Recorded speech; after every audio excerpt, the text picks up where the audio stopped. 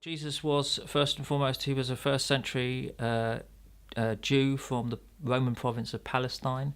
He was a peasant in that he would have grown his own stuff and eaten his own food, and he would have bartered and traded. He was a tekton, he was a builder. And then he became known for his teaching, for his healing, for works of miracles. So, that's the historical shape, and his followers made vast claims about him. I look at Jesus from a view of trusting the historicity of what we have in the Gospels. And there are a number of reasons for that, but I think it's too easy to kind of come and sort of treat the Gospels from the start as fiction and then, seek the weak points or whatever. Actually, if you look at the objections to Christianity in the first few centuries, none of them are about the historicity. None of them are about this couldn't possibly have happened in the way you said. They are about the unlikelihood of a working class peasant being the Son of God. They're on the distastefulness actually of Christianity. Christianity wasn't viewed as being historically unlikely. The Roman world actually viewed it perfectly possible that a man could be a god. They believed the emperor was a god.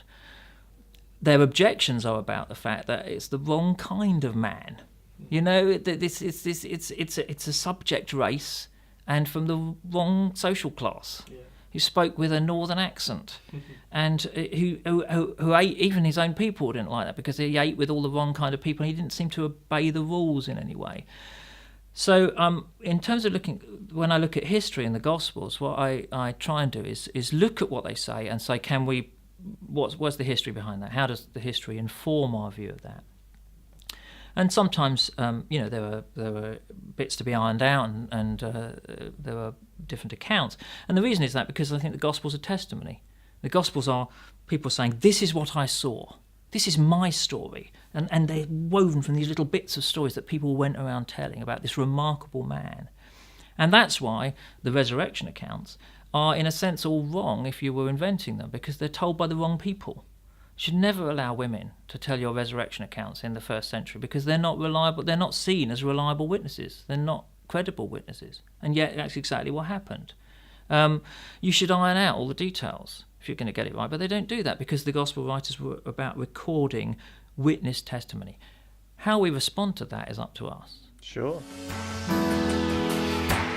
Tune in to the Profile Interview in association with Christianity Magazine every Saturday at 4 p.m. only on Premier Christian Radio, where faith comes to life.